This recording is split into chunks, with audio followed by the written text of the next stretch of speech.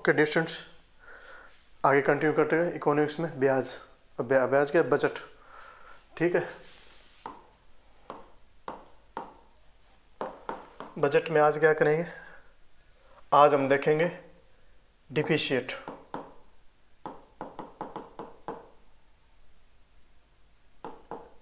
Deficit ठीक है, मतलब घाटे, गवर्नमेंट के जो घाटे होते हैं।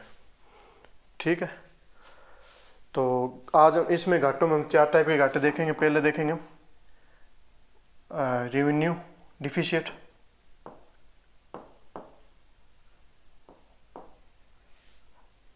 रेवेन्यू डिफिशिएट मतलब राजस्व घाटा। फिर देखेंगे इफेक्टिव रेवेन्यू डिफिशिएट मतलब प्रभावी राजस्व घाटा। फिर थर्ड देखेंगे राजकोषीय घाटा, या इसको कहेंगे फिजिकल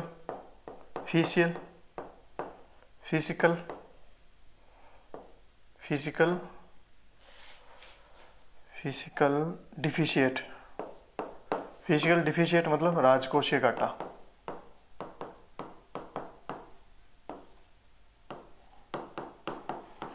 ठीक है, FID लिख लेता हूँ शॉर्ट फॉर्म में, FID मतलब फिजिकल डिफिशिएट मतलब राजकोषीय घाटा।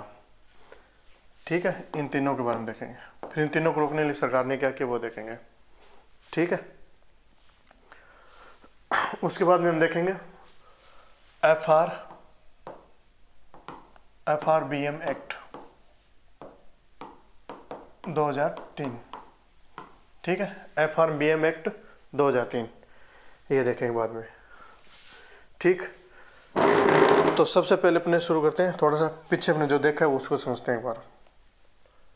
हमने अभी देखा था देश की एक तिजोरी होती है, देश में जो रेवेन्यू से रिसिप्ट होती है मतलब राजस्व से जो रिसिप्ट होती है वो कौन कौन सी रिसिप्ट होती है, राजस्व से रेवेन्यू प्राप्ति कौन कौन सी होती है, या राजस्व प्राप्ति कौन कौन सी होती है, रेवेन्यू रिसिप्ट कौन कौन सी होती है।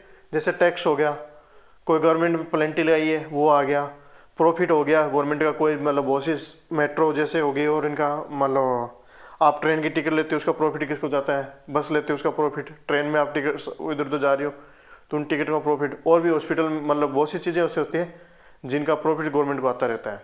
कहीं गवर्नमेंट कहीं गवर्नमेंट लोन दे रही है खुद और उसका ब्याज आ रहा है तो वो भी प्रॉफिट हो गया गवर्नमेंट का। ठीक है, तो ऐसे सभी किसको ऐसी सभी चीज़ों किसके अंदर काउंट करेंगे, रेवेन्यू रिसिप्ट के अंदर। फिर हमने रेवेन्यू एक्सपेंडिचर देखा था, जैसे गवर्नमेंट एम्प्लॉय की सैलरी, सरकार के द्वारा सब्सिडी देना, और जो भी चीज़ें हैं रोड वगैरह हो गई, हॉस्पिटल हो गए, स्कूल हो गए और डिफेंस हो गया। ठीक है, इन सभी का मेंटेनेंस का खर्चा किसका आता है, इन सभी का मेंटेनेंस का खर्चा मतलब इन एक्सपेंडिचर किसके अंदर था, रेवेन्यू एक्सपेंडिचर। और लोन का जो भी इंटरेस्ट देते हैं, जो लोन देश ने उठाया उसका जो इंटरेस्ट देते हैं, जो उसका ब्याज देते हैं, वो भी किस में आ गया, इसके अंदर आता है रेवेन्यू एक्सपेंडिचर के अंदर। इसके अलावा स्टेट को फंड भी दिया जाता है, ये भी इसके अंदर किसके अंदर आता है। सेंट्रल गवर्नमेंट क्या करती है, जो स्टेट होते हैं नीचे राज्य होते हैं उन राज्यों को क्या करती है, फंड भी देती है। ठीक है, तो उस फंड को क्या, वो फंड की भी किस में आता है, सरकार की या तिजोरी में से जाता है सरकार की, गवर्नमेंट की, तो वो भी किस में आता है, रेवेन्यू एक्सपेंडिचर में आता है देश का। ठीक है, इसके बाद हमने रेवेन्यू कैपिटल रिसिप्ट देखा था, कोई भी लोन उठाता है मान लो देश सरकार या जो भी लोन उठाया तो उसको क्या बोलेंगे, NDCR। ठीक है, और मान लो नॉन डिबेट क्रिएटिंग कैपिटल रिसिप्ट। ठीक है, जो पेमेंट क्या क्रिएट नहीं कर रही, और DCR जो क्या पेमेंट क्रिएट करती है, जैसे गवर्नमेंट प्रॉपर्टी कोई भी सेल कर देते हैं, जैसे LIC को सेल कर दें या बस स्टैंड को किसी को सेल कर दें या बसों को सेल कर दें गवर्नमेंट को, तो सारी वो गवर्नमेंट प्रॉपर्टी है, उनको सेल करें, उनसे पेमेंट आएगा तो वापस तो देना नहीं, वो सेल होगी तो गवर्नमेंट का हो गया पैसा, तो वो क्या करती है, पेमेंट क्रिएट कर दी। डेबिट क्रिएट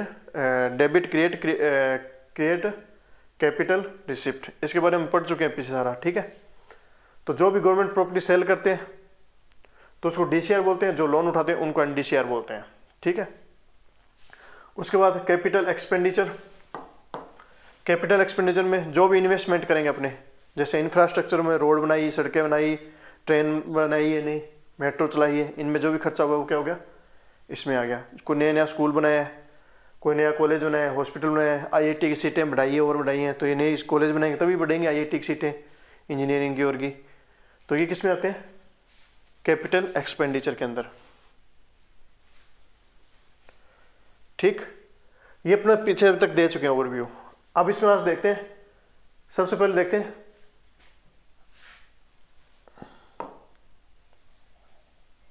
रेवेन्यू डिफिशिएट, मतलब राजस्व घाटा। ठीक है, तो रेवेन्यू इसको मैं लिख लेता हूं RD। ठीक है, इसको लिख दिया ERD। ठीक है, शॉर्ट फॉर्म में। तो RD का देखते हैं। RD का मतलब क्या हुआ, जितना सरकार ने कमाया है और जितना सरकार ने खर्च किया है उसका जो भी माने, सरकार ने ज़्यादा खर्च कर दिया, कमाया कम है, तो सरकार को क्या हुआ, रेवेन्यू डिफिसिट हो गया, मतलब राजस्व घाटा हुआ। तो राजस्व घाटा क्या होगा, RD, रेवेन्यू डिफिसिट क्या हो जाएगा, RR यानी RE, जितना खर्च किया है और उसका कितना कमाया है सरकार ने, RR, मतलब रेवेन्यू रिसिप्ट। सरकार ने कमाया कम है और खर्च ज़्यादा कर दिया, तो कौन सा घाटा लगा, रेवेन्यू रिसिप्ट लग गया, रेवेन्यू डिफिसिट लग गया। ठीक है, राजस्व घाटा लगा। कौन सा घाटा लगा, राजस्व घाटा लग गया इसमें। तो इसे क्या कहेंगे, जब रेवेन्यू एक्सपेंडिचर में किसको लॉस माइनस कर दिया, रेवेन्यू रिसिप्ट को माइनस कर देंगे, तो कौन सा घाटा आएगा, राजस्व घाटा आएगा। दूसरा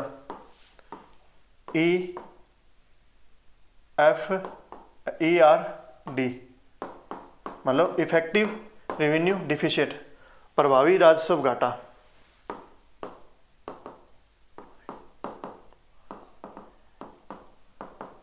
इफेक्टिव रेवेन्यू डिफिसिट, कई बार क्या स्टेट को जो फंड दिया जाता है ना, वो स्टेट क्या कर लेता है, कैपिटल बनाने में यूज कर लेता है। जैसे किसी अपने घर में पापा ने किसी को पॉकेट मनी दी है, उस बच्चे ने क्या कर दी, प्रॉपर्टी बना लिया आगे, तो वो घाटे में काउंट नहीं होगी। ठीक है, वो किस में काउंट हो जाती है, कैपिटल खर्च एक्सपेंडिचर में चली गई वो। ठीक है, तो इस समय खर्चा क्या होगा, इफेक्टिव खर्चा होगा। तो ये तो क्या क्या इसने यूज कर लिया, तो इस समय इफेक्टिव खर्चा क्या होगा, दिस टाइम इस समय क्या होगा, इफेक्टिव खर्चा क्या होगा, जो रेवेन्यू एक्सपेंडिचर टोटल था उसमें से किसको मान्य कर देंगे, जो स्टेट फंड को क्या कर देंगे, ST फंड को या स्टेट फंड को माइनस कर देंगे। तो ये क्या हो गया, इफेक्टिव, ये क्या हो गया, प्रभावी खर्चा, सही मायने में खर्चा ये हुआ, या इफेक्टिव एक्सपेंडिचर।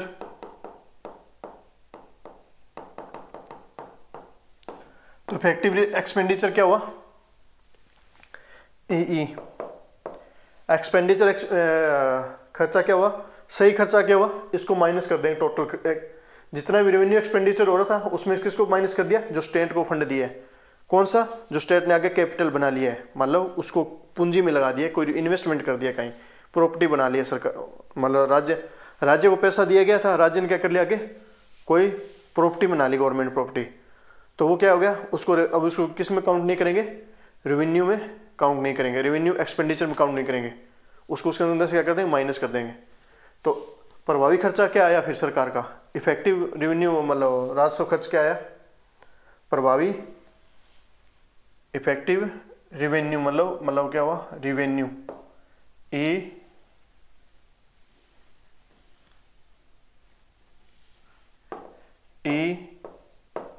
रेवेन्यू एक्सपेंडिचर, प्रभावी खर्च क्या आ गया सरकार का, प्रभावी खर्च क्या आया, प्रभावी राजस्व खर्च क्या हुआ, इसको माइनस कर देंगे स्टेट को जो फंड दिया, बाकी बचा जो हो जाएगा। तो वही होगा कि टोटल रेवेन्यू जितना टोटल खर्च था, ठीक है, रेवेन्यू एक्सपेंडिचर था, उसमें कौन सा खर्च माइनस कर दिया, स्टेट को जो फंड दिया उसको माइनस कर दिया। तो इसमें प्रभावी राजस्व घाटा भी क्या हो जाएगा, EDR क्या हो जाएगा, मतलब इफेक्टिव, ERD क्या हो जाएगा, जितना भी अपने क्या कर रहे थे, इफेक्टिव खर्चा, कौन सा खर्चा, इफेक्टिव रेवेन्यू एक्सपेंडिचर में से किसको माइनस कर देंगे, उसमें से माइनस कर देंगे जो अपने पास रेवेन्यू शिफ्ट हुई है, जितना ये हुआ है। ठीक है, इसकी वैल्यू क्या होगी, R E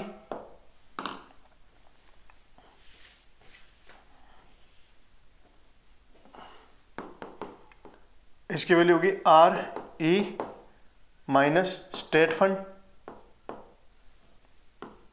S T fund, इसकी वैल्यू ये होगी, और माइनस आर आर।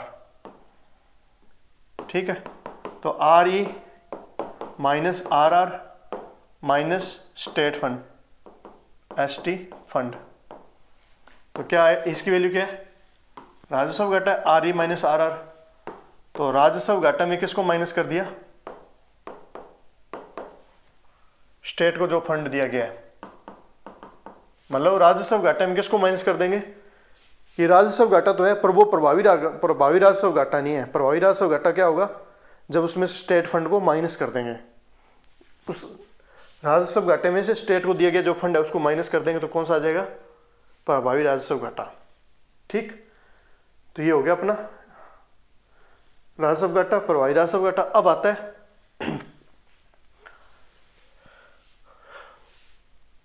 अपना राजकोषीय घाटा। राजकोषीय घाटा कौन सा होगा, ये वाला खर्चा कितना हो जाएगा, टोटल खर्च, इसको क्या बोलेंगे, टोटल एक्सपेंडिचर। और इसमें आ जाएगी टोटल रिसिप्ट। रिसिप्ट कौन कौन सी, रेवेन्यू रिसिप्ट और जो डीसीआर, मतलब जो डीसीआर है, जो गवर्नमेंट प्रॉपर्टी सेल करती है।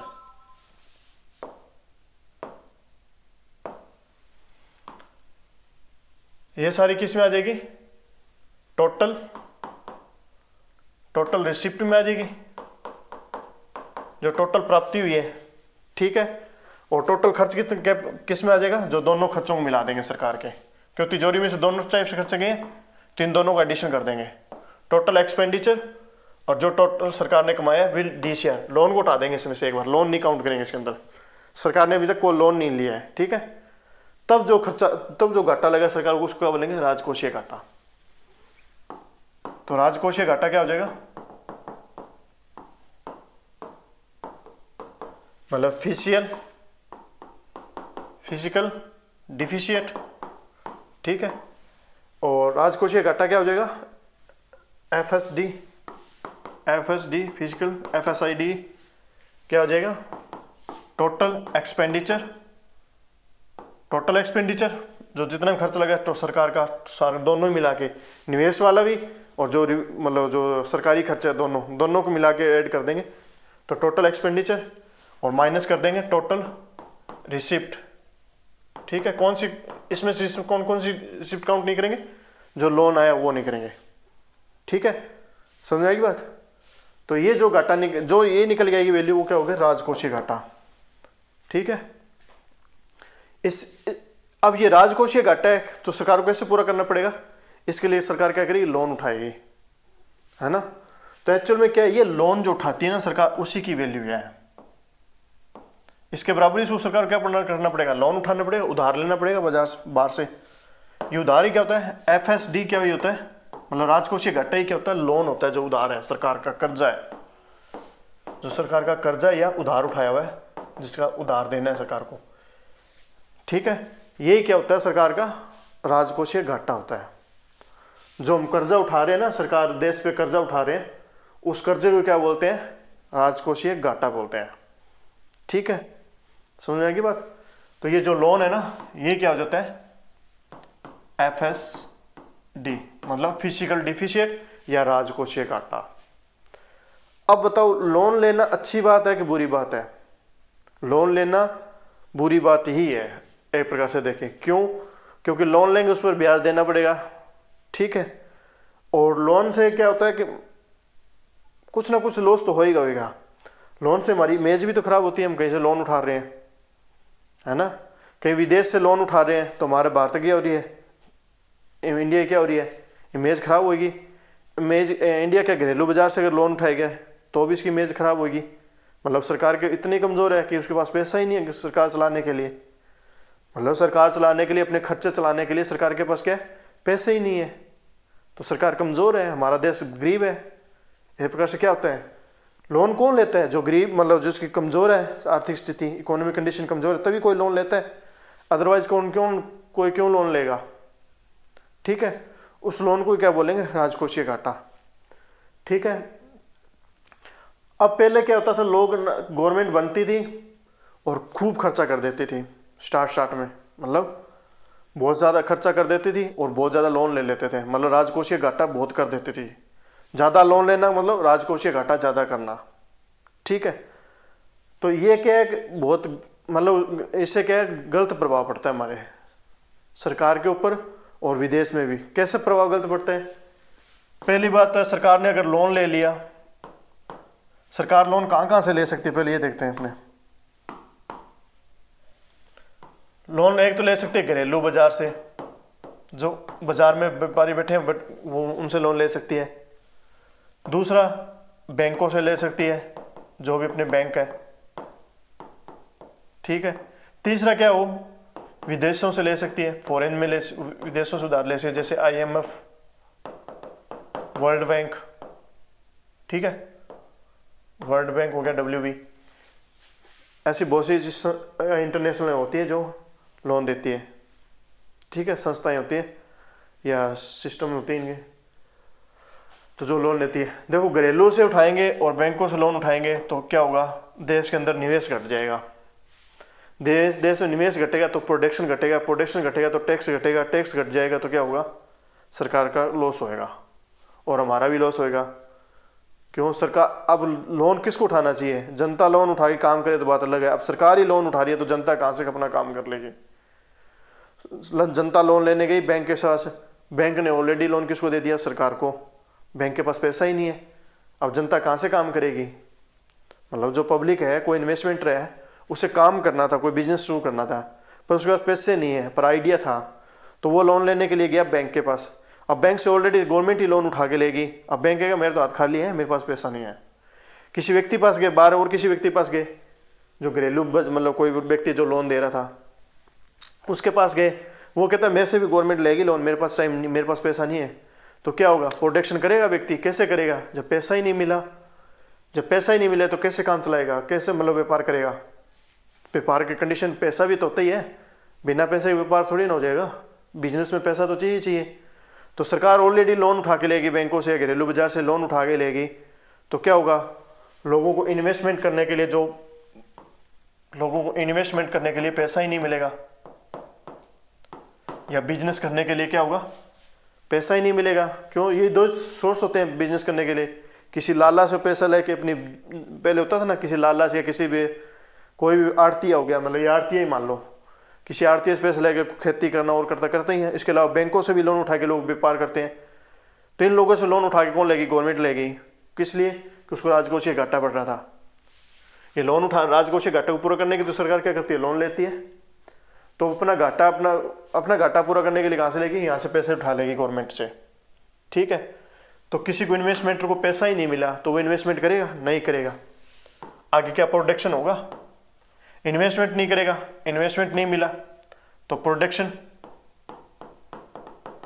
नहीं, तो GST नहीं, GST भी नहीं तो सरकार को टैक्स एक प्रकार से नहीं। प्रोडक्शन ही हुआ, वस्तु ही नहीं बनी, उसने बिजनेस ही नहीं किया, काम ही नहीं किया। काम करता तो सरकार उससे टैक्स लेती, उसने काम ही नहीं किया। काम करने के लिए बिजनेस पैसा चाहिए, पैसा आप ले गए, वो व्यक्ति कैसे काम करेगा। ठीक है, तो टैक्स ही नहीं आएगा, टैक्स नहीं आएगा तो सरकार को क्या होगा, ले दे के क्या होगा, सरकार को टैक्स नहीं आएगा तो कौन सा लॉस लगने लग जाएगा, रेवेन्यू लॉस होएगा, रेवेन्यू कम आएगा, सरकारी कमाई कम हो जाएगी। ठीक है, तो सरकारी कम होएगी तो फिर क्या होगा, ये लोन और खर्चा बढ़ेगा सरकार का। ये तो खर्चे चलेंगे। ये भी रोक सकते हैं, मान लो हमने स्कूल नहीं बनाए, कॉलेज नहीं बनाए, ये रोक लेंगे। पर जो परमानेंट सरकारी खर्चे हैं, सब्सिडी होगी, मेंटेनेंस होगी, स्टेट को फंड देना है, जो डिफेंस का खर्चा है और सरकार को चलाने का खर्चा है, वो तो लगाने लगेगा। उसके लिए सरकार को क्या चाहिए, टैक्स चाहिए। टैक्स कैसे आएगा, सरकार ने तो लोन पे पैसा उठा लिया बैंकों से, पहले आपका खुद के खर्च, मतलब खुद की उधारी मतलब सही कर रहे हैं, खुद का खर्चा और सही कर रहे हैं, समझे बात को। तो इसीलिए क्या कहा, इसी वजह से क्या होगा, एक प्रकार से किस पे प्रभाव पड़ेगा, सरकार पे ही कुप्रभाव पड़ेगा। क्यों? क्योंकि बैंकों से और उधारों से, अपने प्राइवेट सेक्टर से अगर आपने लोन उठा लाए तो इन्वेस्टमेंटर को पैसा नहीं मिलेगा, और वो उसको पैसा नहीं मिलेगा तो वो प्रोटेक्शन नहीं करेगा। प्रोटेक्शन नहीं होगा तो क्या होगा, तो फिर सरकार के पास टैक्स ही नहीं आएगा, फिर गरीब रहेगा देश। तो इससे क्या होगा, देश की स्थिति पर क्या होगा, और गरीब हो जाएगा। दूसरा, ये घरेलू बैंक होता है और ये घरेलू होता है, ये भी क्या है, इन्वेस्टमेंट कहीं ना कहीं करते हैं, ये भी तो कहीं ना कहीं इन्वेस्टमेंट करते हैं। ये घरेलू होता है, इसका भी कोई ये चाहता है मैं कोई बिजनेस में इन्वेस्टमेंट करूँ, तो इसको सरकार मिल गई कि चलो ठीक है, सरकार को पैसा दे दिया, वो अच्छा ब्याज दे देगी अपने को मत्था मारने की जरूरत ही नहीं है। तो ये कहीं और मत्था क्यों मारेगा, कहीं और इन्वेस्टमेंट क्यों करेगा?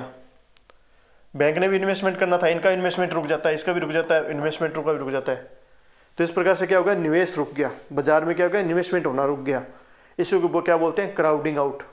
क्राउडिंग आउट मतलब बाजार से क्या हुआ, निवेशकों का निकल गए बाहर, बाजार से निवेशक कहाँ निकल गए, बाहर निकल गए। क्राउडिंग आउट होगी, निवेशकों की जो क्राउडिंग मतलब भीड़ किसकी, निवेशकों की, और बाजार से आउट होगी। क्राउडिंग किसकी आउट होगी, निवेशकों की भीड़ आउट हो जाना, तो उसे क्या बोलेंगे, बाजार में से निवेशकों की भीड़ निकलने को क्या बोलेंगे, क्राउडिंग आउट। क्यों, बाजार में से निवेशक कैसे निकल रहे हैं, लोन पैसा ही नहीं मिल रहा, इन्वेस्टमेंट कम हो रहे हैं, तो इसको बोलते हैं क्राउडिंग आउट इफेक्ट। दूसरी बात, विदेशों से लोन उठाएंगे तो क्या हमारी साख खराब नहीं होगी, होएगी खराब। हमें क्या बोला जाएगा, गरीब देश बोला जाएगा, है ना, गरीब ही बोला जाएगा कि उस मतलब इतना कमजोर देश है, हर समय क्या आता है, पैसा मांगने आ जाता है ना। कहीं भी जाएंगे, हमारा भी कोई दोस्त हो तो पैसे मांगने वाले दोस्त को कम भी रखेंगे अपने पास में, ऐसा होता ही है। तो ऐसा ही होता है इसके साथ में कि मतलब विदेशों में अपने अच्छे दोस्त बनेंगे इंटरनेशनल लेवल पे, कैसे बनेंगे, हम पहले गरीब हैं, तो गरीब को कोई फ्रेंड नहीं बनाएगा इसमें, ठीक है। तो विदेशों से लोन उठाने पर हमारी क्रेडिट कार्ड जो क्रेडिट रेटिंग होती है वो खराब होती है, ठीक है। जो हमारी साख होती है ना विदेशों के अंदर, हम अपने आप को सॉलिड दिखा रहे हैं और दिखा रहे हैं, तो वहाँ हमारी कमजोरी दिखती है कि ये तो गरीब है, लोन उठाता, कर्जा मांग रहा है, तो उसको गरीब मानते हैं, फिर उसके साथ दोस्ती भी नहीं करते, फिर कोई डील भी नहीं होती, ठीक है। तो यहाँ होता है, तो ये प्रभाव पड़ते हैं लोन लेने से। क्या होते हैं, एक तो विदेश में हमारी, अगर विदेशों से लोन उठाएंगे तो हमारी इमेज डाउन होएगी, और इमेज डाउन होना तो देश के लिए अच्छी बात नहीं है। बहुत से काम होते हैं इंटरनेशनल लेवल पे हमारे, अगर वहाँ हमारी इमेज डाउन है, अगर वहाँ ही हम गरीब दिख रहे हैं, तो हो सकता है हम पे अटैक कर दे लोग, है ना, हम अपने आप को गरीब दिखा रहे हैं वहाँ पे, तो गरीब व्यक्ति को मारना बहुत आसान है, जो अमीर होगा तो क्या कर देगा, इमेज हमारी क्या हो जाएगी, डाउन होएगी अगर विदेशों से लोन उठाएंगे तो।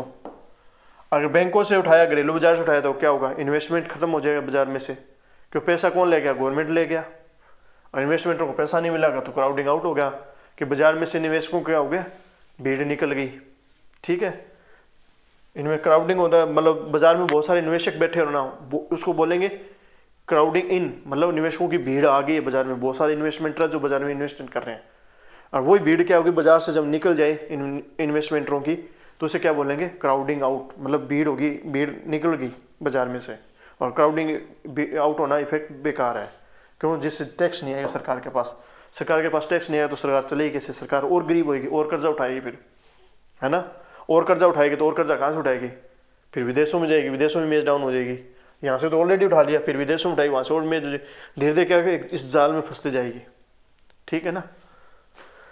देखो, प्रॉमिस गवर्नमेंट जो करती है अच्छी बात है कि अच्छे स्कूल बनाएंगे, अच्छे खर्चे करेंगे, बिल्कुल सही बात है, ये जो सरकार खर्चे करेगी, खर्चे जरूरी नहीं है सरकारी खर्चे भी हो, इसके अलावा सरकार कैपिटल खर्चे भी तो करती है, स्कूल बना रही है, हॉस्पिटल बना रही है, अच्छे कॉलेज बना रही है, सब कुछ बना रही है, पर ऐसे भी तो नहीं है कि बदले में खून भी तो चूस रही है, इतने ज़्यादा टैक्स ले रही है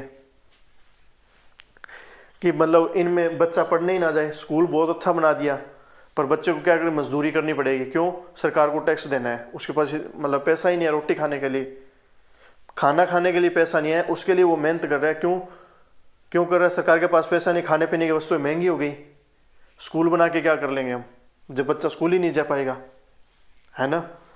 तो ऐसे बहुत से लॉस होंगे।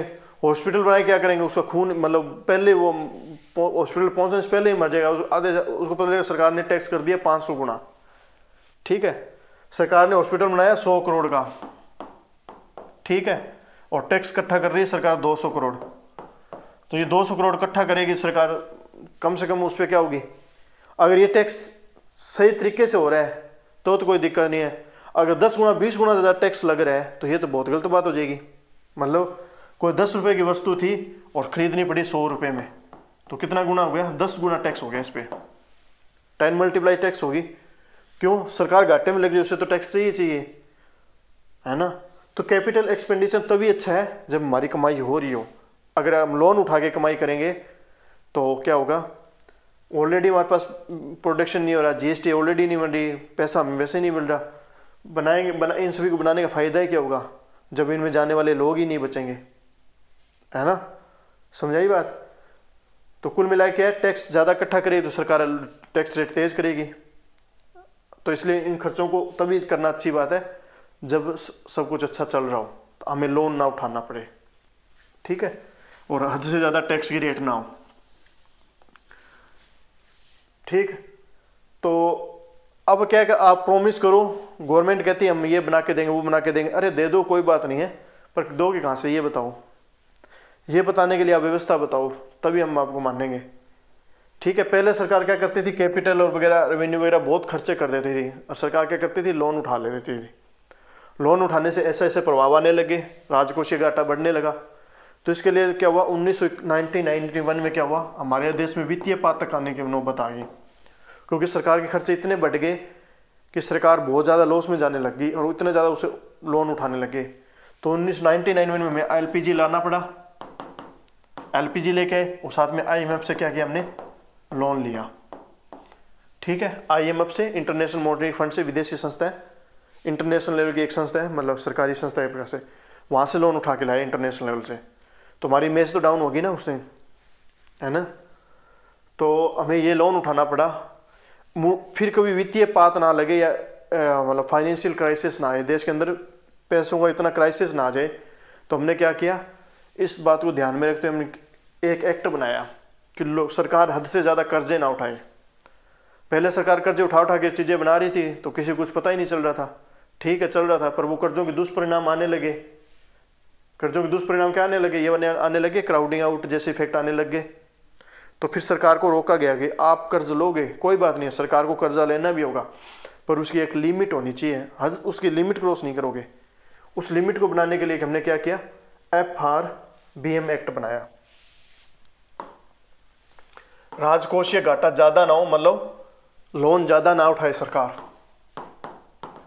राजकोषीय घाटा ज़्यादा ना हो, या सरकार को लोन लेने से रोकना है, ज़्यादा हद से ज़्यादा उधार लेने से, कर्जा लेने से रोकना है। तो इसके लिए सरकार, इसके लिए क्या बनाया गया, FRBM एक्ट 2003, कि देश में वित्तीय पात जैसी संकट, मतलब इकोनॉमिक क्राइसिस ना आ जाए। इसके लिए क्या किया हमने, राजकोषीय घाटा कम करेंगे। भले 2 हॉस्पिटल बना लेंगे, पर ऐसे नहीं कि हॉस्पिटल फुल बना लिए और इधर सरकारी खर्चे भी फुल करे जा रहे हैं, पर कमाई तो हो ही नहीं रही, फिर लोन उठा उठा के इनको चला रहे हैं, तो ये तो गलत बात है ना। तो लोन भी एक लिमिट में उठाओ, ठीक है लोन उठाना अच्छी बात है, पर एक लिमिट में, हद से ज़्यादा लोन उठाओगे सही बात नहीं है। तो इसके लिए हमने FRBM एक्ट बनाया, जिसका मतलब क्या है, फाइनेंशियल, ठीक है, फिजिकल